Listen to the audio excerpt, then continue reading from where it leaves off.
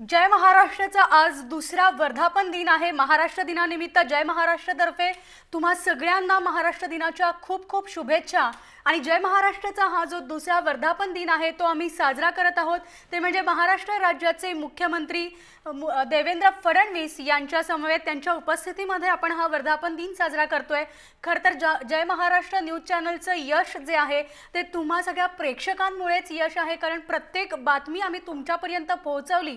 प्रत्येक बातमीची दखल जी आहे ती विधिमंडळात घेतली गेलेली आहे। प्रत्येक बातमीने जय महाराष्ट्रने प्रत्येक बातमीचा पाठपुरावा केलेला आहे। महाराष्ट्राच्या कानाकोपऱ्यामध्ये जय महाराष्ट्र चॅनल जे आहे ते आज लोकप्रिय झालेलं आहे आणि याच आमच्या या न्यूज चॅनलच्या वर्धापन दिनासाठी आणि हा वसा मी असाच पुढे चालू ठेवणार आहोत। प्रत्यक्ष मुख्यमंत्री राज्याचे मुख्यमंत्री या कार्यक्रमाला उपस्थित आहेत। महाराष्ट्र दिन आहे, त्यातच वर्धापन दिन आहे आणि सगळ्यात महत्त्वाचं की हा महाराष्ट्र कसा पुढे जाईल, जसा महाराष्ट्राचा वाटा आहे, सरकारचा वाटा आहे, तसाच माध्यमांचाही वाटा आहे। आणि म्हणूनच आम्हाला असं वाटलं की मुख्यमंत्री या कार्यक्रमाला यावेत, त्यांनी या कार्यक्रमाला मान दिला येण्याचा। मी त्यांना म्हणेल की जो एक शुभेच्छाचा जो केक असतो त्यांनी कापा।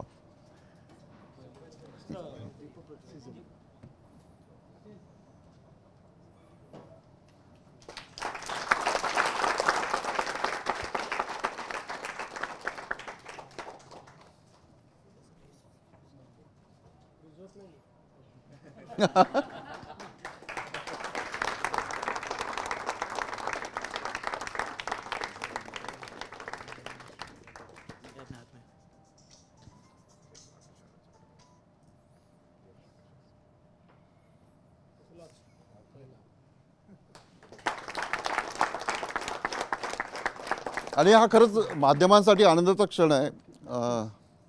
सुधाकर शेट्टी या वृत्तवाहिनीचे सर्वेसर्वा आहेत आणि मला आनंद वाटतो की खरंच मी इथे जॉईन केल्यापासून त्यांचा एकदाही फोन नाही आला की ही बातमी अशी करायची आणि ती तशी करायची आणि एका पत्रकाराला काय लागतं हे सर्व आमच्या टीमला हे पाहायला मिळालेलं आहे।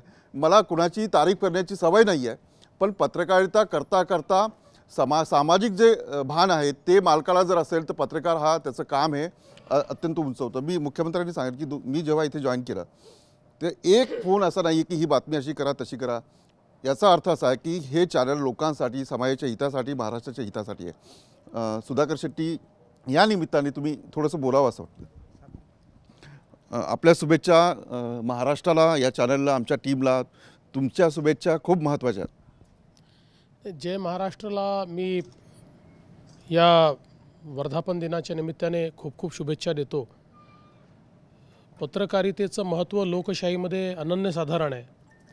आपण लोकशाहीचा चौथा स्तंभ पत्रकारितेला मानतो आणि माध्यमांनी जर उचित अंकुश ठेवला तरच लोकशाही चांगल्या प्रकारे काम करते। मला असं वाटतं की लोकशाहीचं लोकप्रतिनिधींचं आणि माध्यमांचं एक वेगळं नातं आहे आणि त्याच नात्याचा निर्वाह करण्याचं काम हे जय महाराष्ट्र करत आहे। 2 वर्षामध्ये जय महाराष्ट्राने खूप मोठ्या प्रमाणात आपले इनरोड्स तयार केले आहेत, त्या ठिकाणी लोकांमध्ये रुजण्याचं काम केलेलं आहे आणि ज्याचा तुम्ही उल्लेख केला ती निर्भीड निष्पक्ष पत्रकारिता हीच सगळ्यात महत्त्वाची आहे। आपली मतं बनवून ती मतं दुसऱ्यावर लादणं याला मी पत्रकारिता म्हणत नाही, किंवा आपलीच मतं खरी आहेत आणि आपल्याला सगळं समजतं यालाही मी पत्रकारिता मानत नाही। तर जे खरं आहे ते समाजासमोर आणणं ही खरी पत्रकारिता आहे आणि तीच तुम्ही करत राहावी अपेक्षा आहे। बिलकुल सविस्तर मी तुमच्याशी बोलणार आहे। आपण महाराष्ट्राचं भविष्य काय, महाराष्ट्राचं एकूण महाराष्ट्र कुठपर्यंत जायला पाहिजे, कारण सर्वच प्रेम करतात, मराठी माणूस आहेत, ते विदर्भवादी जरी असले तरी महाराष्ट्रावर त्यांचं प्रेम आहे। राज्याचे मुख्यमंत्री म्हणून महाराष्ट्र कसा पुढे गेला पाहिजे, कसा जावा, यासाठी मी त्यांच्याशी अर्धा तास बोलणार आहे। तो नंतरचा कार्यक्रम पण महाराष्ट्र ॲप जे आहे आमच्या चॅनलचं ते मुख्यमंत्र्यांनी लॉन्च करावं अशी विनंती करतो। या ॲप्सवर तुम्ही सर्व बातम्या पाहू शकता।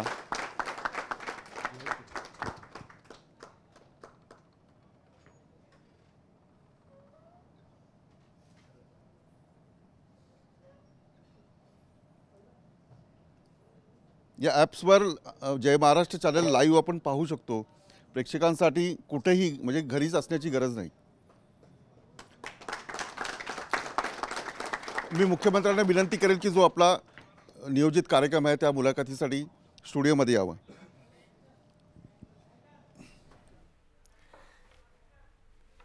आपण पाहिलं आज जय महाराष्ट्र या न्यूज चॅनलचा आमच्या चॅनलचा तुमच्या सगळ्यांच्या साथीमुळे आज दुसरा वर्धापन दिन साजरा करण्यात येतोय आणि या वर्धापन दिनाच्या निमित्तानं महाराष्ट्र राज्याचे मुख्यमंत्री देवेंद्र फडणवीस आज आपल्या या स्टुडिओमध्ये उपस्थित आहेत. आपण त्यांच्याशी सविस्तर चर्चा करणार आहोत. प्रश्नोत्तरांचा सुद्धा कार्यक्रम आहे. त्यांच्याकडनं खूप काही आपण जाणून घेणार आहोत, चर्चा करणार आहोत.